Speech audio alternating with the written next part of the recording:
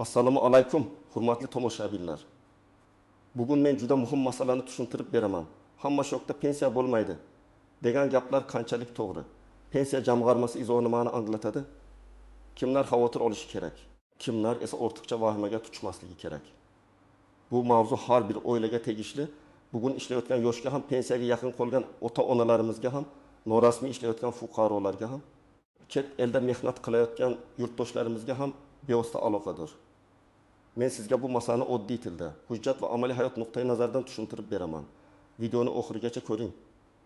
Chunki bitta kichik xato yoki e'tiborsizlik kelajakda pensiya miqdoriga ta'sir qilishi mumkin. Hozirning o'zida kanalga obuna bo'ling, like bosing. Chunki bunday huquqiy va ijtimoiy mavzularni men doim sodda tilda tushuntirib boraman. Eng avvalo, pensiya bo'lmaydi degan gapni to'g'ri tushunish kerak. Bu hamma fuqaroga pensiya berilmaydi degani emas. Asosiy gap shundaki, pensiya avtomatik tarzda faqat yoshga yetgani uchun katta miqdorda tayinlanmaydi. Pensiya tayinlanishi uchun qonunda belgilangan shartlar bor. Yosh, ish staji, rasmiy daromad, sug'urta badallari yoki ijtimoiy soliq to'langan davrlar, hujjatlar to'g'riligi. Agar shu ma'lumotlar bazalarda ko'rinmasa yoki umuman mavjud bo'lmasa, fuqaro pensiya masalasida muammoga duch kelishi mumkin. Oldin ko'p odamlar shunday o'ylardi. Men baribir davlatdan pensiya olaman, yoshim yetganda boraman. Tayinlab berishadi. Lekin bugun tizim ancha raqamlashtirilgan. Avvalgidek faqat mehnat daftarchasidagi yozuv bilan hamma masala hal bo'lavermaydi. Hozir ish beruvchi siz uchun rasmiy to'lov qilganmi? Ish haqi hisobotlarda ko'rsatilganmi? Elektron bazada ish staji aks etganmi? Shular juda muhim bo'lib qoldi. Pensiya jamg'armasi ham aynan shu narsani tushuntiradi. Pensiya huquqi real mehnat faoliyati va qonuniy to'lovlar bilan bog'liq. Masalan, bir odam 20 yil bozorda sotuvchi bo'lib ishlagan bo'lishi mumkin. U har kuni ertalabdan kechgacha mehnat qilgan, oilasini boqqan, charchagan. Lekin agar u hech qayerda rasmiy ishchi sifatida ko'rsatilmagan bo'lsa, yakka tartibdagi tadbirkor sifatida ro'yxatdan o'tmagan bo'lsa, ijtimoiy soliq to'lamagan bo'lsa, davlat bazasida uning 20 yillik mehnati pensiya staji sifatida ko'rinmasligi mumkin. Mana odamlarni shok qilayotgan asosiy nuqta shu. Hayotda ishlagan bo'lish boshqa, qonun bo'yicha staj sifati tasdiqlanishi boshqa. Yana bir misol, fuqaro qurilishda 15 yil ishlagan. Ish beruvchi unga naqd pul bergan. Aka, hujjat kerak emas, oyligingiz yaxshi bo'ladi degan. O'sha paytda odamga bu qulay tuyulgan. Lekin pensiya yoshiga yaqinlashganda ma'lum bo'ladiki, bu yillar bo'yicha rasmiy ish haqi yo'q, soliq to'lanmagan, buyruqlar yo'q, arxivda ma'lumot yo'q. Natijada fuqaro, men 15 yil ishladim-ku, deydi. Pensiya organ esa hujjat bilan tasdiqlang deydi. Mana eng katta muammo shu yerda. Birinchi navbatda norasmiy ishlayotganlar jiddiy o'ylab ko'rishi kerak. Agar siz hozir zavodda, sexda, do'konda, kafeda, qurilishda, xizmat ko'rsatish sohasida ishlayotgan bo'lsangiz, lekin mehnat shartnomangiz bo'lmasa, ish haqi kartaga rasmiy oylik sifatida tushmasa, ish beruvchi siz uchun soliq va ijtimoiy to'lovlarni ko'rsatmasa, kelajakdagi pensiyangiz xavf ostida bo'lishi mumkin. Bu degani bugun sizga pul berishmayapti degani emas. Bugun pul olishingiz mumkin. Lekin ertaga pensiya hisoblanganda o'sha davr yo'qdek chiqib qolishi mumkin. Ikkinchi guruh, chet elda ishlayotgan fuqarolar. Ko'p yurtdoshlarimiz Rossiya, Qozog'iston, Janubiy Koreya, Turkiya yoki boshqa davlatlarda ishlab pul topadi. Bu juda hurmatli mehnat. Lekin savol bitta. Sizning chet eldagi mehnatingiz O'zbekistondagi pensiya stajiga qanday ta'sir qiladi? Bu davlatlar bilan kelishuvlar, to'langan sug'urta badallari, rasmiy ish hujjatlari, migratsiya maqomi kabi omillarga bog'liq. Agar fuqaro chet elda norasmiy ishlasa, qo'lga naqd pul olsa, hech qanday shartnoma bo'lmasa, keyin O'zbekistonda pensiya so'raganda o'sha yillarni tasdiqlash juda qiyin bo'ladi. Uchinchi guruh, uy bekalari va uzoq yillar uyda bola tarbiyasi bilan band bo'lgan ayollar. Bu yerda ham nozik masala bor. Qonunchilikda ayrim davrlar, masalan bola parvarishi bilan bog'liq davrlar ma'lum tartibda stajga qo'shilishi mumkin. Lekin hamma davr ham cheksiz qo'shilavermaydi. Men 25 yil uyda farzand tarbiya qildim. Demak 25 yil staj bo'ladi deb o'ylash noto'g'ri. Hujjat, muddat, qonuniy cheklovlar bor. Shuning uchun ayollarimiz o'z holatini oldindan tekshirtirib qo'yish kerak. 4-guruh, yakka tartibdagi tadbirkorlar, o'zini o'zi band qilganlar, hunarmandlar, dehqonlar, ustalar. Masalan, sartarosh, tikuvchi, usta, taksichi, repetitor, qandolatchi, kichik savdo qiluvchi odamlar. Agar ular faoliyatini rasmiylashtirgan va belgilangan to'lovlarni qilayotgan bo'lsa, keyinchalik pensiya masalasida imkoniyatlari yaxshiroq bo'ladi. Ammo men o'zim ishlayapman. Hech kimga bog'liq emasman deb yillar davomida rasmiy ro'yxatsiz ishlasa, pensiya staj borasida muammo tug'ilishi mumkin. Endi kimlar unchalik xavotir olmasligi mumkin. Agar siz rasmiy tashkilotda mehnat shartnomasi bilan ishlayotgan bo'lsangiz, ish haqi rasmiy ko'rsatilsa, ish beruvchi hisobot topshirsa, sizning mehnat faoliyatingiz elektron bazada aks etsa, bu yaxshi holat. Lekin bu ham umuman tekshirmasdan yuravering degani emas. Chunki ayrim holatlarda ish beruvchi xodimni yarim stavka qilib ko'rsatishi, rasmiy oylikni juda kam chiqarishi, aslida bergan pulning bir qismini konvertda berishi mumkin. Bu esa pensiya miqdoriga ta'sir qiladi. Pensiya faqat staj bor yo'qligiga emas, rasmiy daromad va hisob-kitob tartibiga ham bog'liq bo'lishi mumkin. Keling, oddiy raqamli misol keltiraman. Ikki odam bir xil korxonada 20 yil ishladi deylik. Birinchi odamning rasmiy oyligi 4 million so'm qilib ko'rsatilgan, hamma to'lovlar shu asosda ketgan. Ikkinchi odam esa aslida 4 million olgan, lekin hujjatda 20 million so'm ko'rsatilgan. Qolgan 3 million naqd berilgan. Bugun ikkinchi odam baribir 4 million oldim-ku deb xursand bo'lishi mumkin. Lekin ertaga pensiya hisobida rasmiy ma'lumotlar asosiy rol o'ynaganda uning pensiya miqdori pastroq chiqishi ehtimoli bor. Chunki tizim og'zaki kelishuvni emas, rasmiy raqamni ko'radi. Yana bir hayotiy vaziyat. Bir opa 1995 yildan 2005 yilgacha maktabda ishlagan, keyin 10 yil uyda bo'lgan, keyin yana xususiy bog'chada ishlagan. Maktabdagi davr arxida bor. Bu muammo emas. Lekin xususiy bog'chada ishlagan davr bo'yicha ish beruvchi hujjatlarni to'g'ri yuritmagan bo'lsa, u yillarni isbotlash qiyinlashadi. Shuning uchun xususiy sektorda ishlayotganlar ayniqsa ehtiyot bo'lishi kerak. Direktor yaxshi odam, keyin qilib beradi degan gap yetarli emas. Har bir ish davri hujjat bilan tasdiqlanishi kerak. Endi eng muhim nozik jihatlarga o'tamiz. Birinchi nozik jihat, pensiya yoshiga yetishning o'zi yetarli emas. Ko'pchilik erkaklar falon yoshda, ayollar falon yoshda pensiyaga chiqadi deb faqat yoshni biladi. Lekin yosh bilan birga talab qilinadigan ish staji masalasi bor. Agar yetarli staj bo'lmasa, pensiya turi miqdori yoki tayinlanish tartibi boshqacha bo'lishi mumkin. Ayrimlar to'liq pensiya kutadi, lekin hujjatlarda staj kam chiqadi. Shunda nima uchun meniki kam degan savol paydo bo'ladi. Ikkinchi nozik jihat. Mehnat daftarchasi borligi har doim ham muammoni to'liq hal qilmaydi. Eski davrlar uchun mehnat daftarchasi muhim hujjat. Lekin yozuvlar noto'g'ri bo'lsa, muhr tushunarsiz bo'lsa, korxona nomi o'zgargan bo'lsa, buyruq raqami yo'q bo'lsa, arxida tasdiq topilmasa, qo'shimcha hujjat talab qilinishi mumkin. Ayniqsa 1990-yillar va 2000-yillar boshidagi ko'plab korxonalar yopilgan, qayta tashkil etilgan, arxivlar yo'qolgan bo'lishi mumkin. Shuning uchun pensiyaga ilk oy bo'lganda emas, kamida bir necha yil oldin hujjatlarni tekshirib chiqish kerak. Uchinchi nozik jihat.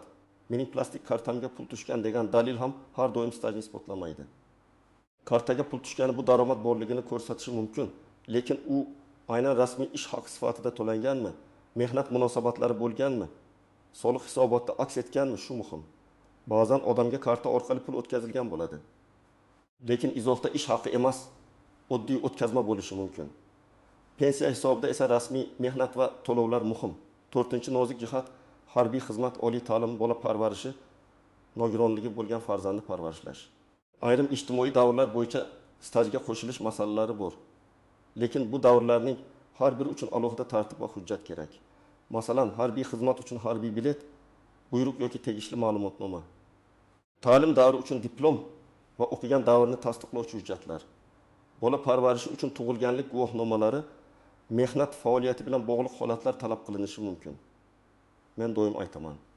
Hujjat yo'q joyda huquqni isbotlash qiyin. 5-nozik jihat, familiya, ism, otasining ismi o'zgargan bo'lsa, hujjatlarda moslik bo'lishi kerak. Masalan, ayol turmushga chiqqach familiyasini o'zgartirgan.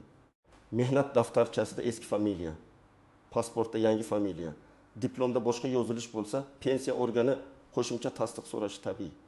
Nikoh guvohnomasi, familiya o'zgargani haqidagi hujjat, tug'ilganlik guvohnomasi kabi hujjatlar tayyor bo'lishi kerak.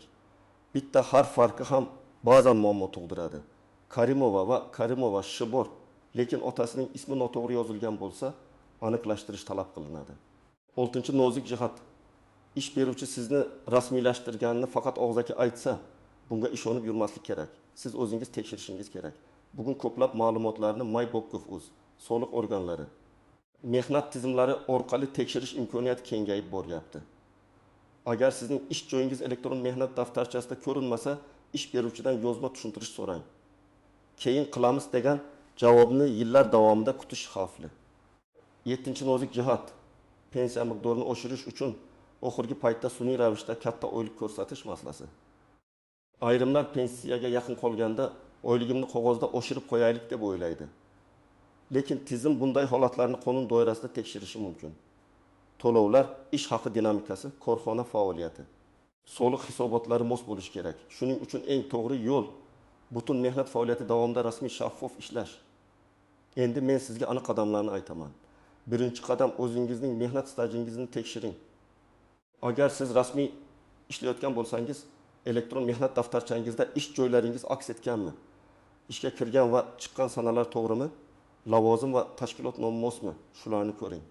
Agar internetdan foydalanishni bilmasangiz, farzandingizdan, yaqin qarindoshingizdan yordam so'rang yoki davlat xizmatlari markaziga boring. Ikkinchi qadam, eski hujjatlaringizni yig'ing. Mehnat daftarchasi, diplom, harbiy bilet, tug'ilganlik guvohnomalari, nikoh guvohnomasi, familiya o'zgargani haqidagi hujjatlar, ishga qabul qilish va ishdan bo'shatish buyruqlaridan nusxalar, ma'lumotnomalar, arxiv javoblari, bularning hammasini bitta papkaga joylang. Men tavsiya qilaman, hujjatlarning oddiy nusxasini ham, skaner qilingan elektron nusxasini ham saqlang. Telefoningizda ham, fleshkada ham, elektron pochtangizdan bo'lsin. 3-qadam. Agar oldin ishlagan korxonangiz yopilgan bo'lsa, arxivga murojaat qiling. Korxona qaysi tumanda joylashgan bo'lsa, o'sha hududdagi davlat arxiviga yoki tashkilot huquqiy vorisiga so'rov yuborish kerak bo'ladi. Murojaatda to'liq ism familiyangizni, tug'ilgan sanangizni, ishlagan davringizni, lavozimingizni, korxona nomini iloji boricha aniq yozing. Masalan, men 1998 yil mart oyidan 2003 yil iyul oyigacha falon korxonada omborchi lavozimida ishlaganman. Shu davr bo'yicha ishga qabul qilish, ishdan bo'shatish buyruqlari va ish haqi ma'lumotlarini taqdim etishingizni so'rayman. Murojaatni yozma shaklida qoldiring va ro'yxatdan o'tgan raqamini oling. 4-qadam, hozirgi ish beruvchingizdan rasmiy holatingizni tekshiring. Kadrlar bo'limiga yoki buxgalteriyaga boring va so'rang. Men bilan mehnat shartnomasi rasmiy tuzilganmi? Elektron tizimga kiritilganmi? Ish haqim to'liq rasmiy ko'rsatiladimi? Men uchun tegishli to'lovlar amalga oshiriladimi? Bu savollarni berishdan uyalmang. Bu sizning huquqingiz. Ish beruvchi yaxshi bo'lsa, u hammasini tushuntirib beradi. Agar asabiylashsa, qochsa, senga nima kerak desa, demak bu yerda xavotirli belgi bor. 5-qadam, norasmiy ishlayotgan bo'lsangiz, imkon qadar rasmiylashishga harakat qiling. Rasmiy ishlasam oyligim kamayadi degan fikr ko'p uchraydi. Ba'zan qo'lga tegadigan pul biroz kamayishi mumkin, lekin evaziga sizda mehnat staji, ijtimoiy kafolatlar, kasallik varaqasi, mehnat ta'tili, kelajak pensiyasi bo'yicha asos paydo bo'ladi. Bugungi 230 ming so'm farq uchun kelajakdagi 10 yillik kafolatni yo'qotish to'g'ri qaror emas. 6-qadam. Agar siz o'zini o'zi band qilgan bo'lsangiz yoki yakka tartibda ishlasangiz, faoliyatingizni qonuniy rasmiylashtiring.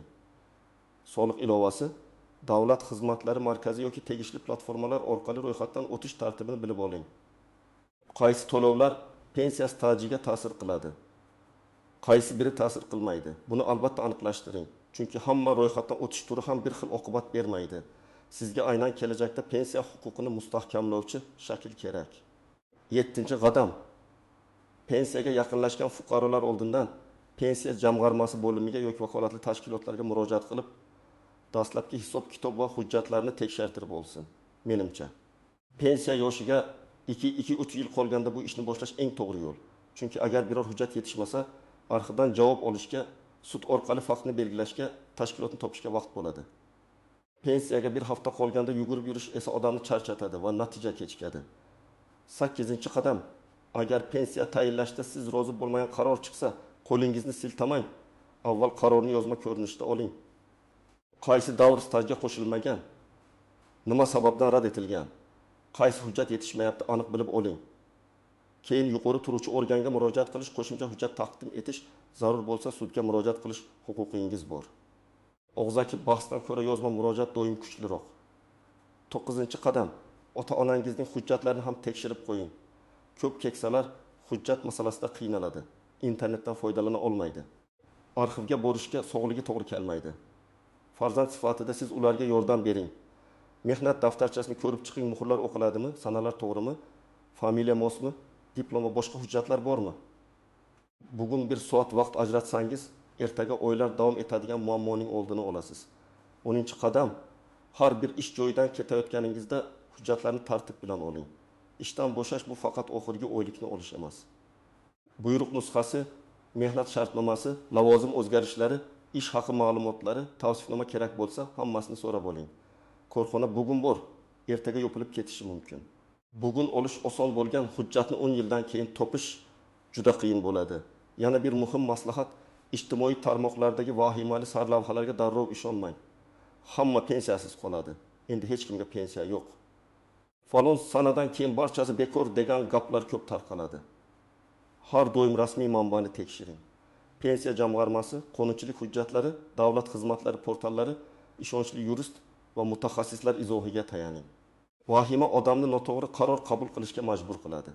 To'g'ri ma'lumot esa sizni himoya qiladi. Demak, bugungi eng asosiy xulosa shunday. Pensiya butunlay yo'q bo'lib ketayotgani yo'q. Lekin pensiya olish va uning miqdori ko'p jihatdan sizning rasmiy mehnat stajingiz, to'langan ijtimoiy to'lovlar, elektron bazadagi ma'lumotlar va hujjatlaringizga bog'liq. Men ishlaganman deyish yetarli emas. Men ishlaganimni hujjat bilan tasdiqlay olaman deyish kerak. Norasmiy ish, konvertdagi oylik yo'qolgan hujjatlar, noto'g'ri yozilgan familiya, arxivsiz qolgan korxona. Bularning hammasi kelajakda pensiya masalasida muammo tug'dirishi mumkin. Men sizga ekspert sifatida shuni maslahat beraman. Bugundan boshlab o'z mehnat tarixingizga befarq bo'lmang. Elektron stajingizni tekshiring. Hujjatlaringizni yig'ing. Ish beruvchidan rasmiylikni talab qiling. Ota-onangizga yordam bering. Pensiya masalasi pensiya yoshiga yetganda boshlanmaydi. U birinchi ish kuningizdan boshlanadi. Agar sizda shu mavzu bo'yicha savol bo'lsa, izohlarda yozib qoldiring. Qaysi sohada ishlaysiz? Stajingiz bo'yicha qanday muammo bor? Hujjatlaringiz to'liqmi yoki yo'qmi? Men keyingi videolarda eng ko'p uchraydigan savollarga alohida javob beraman. Videoni foydali deb bilgan bo'lsangiz, like bosing, yaqinlaringizga yuboring va kanalga obuna bo'ling. Chunki bunday ma'lumotni bugun bilgan odam ertaga o'z huquqini himoya qila oladi.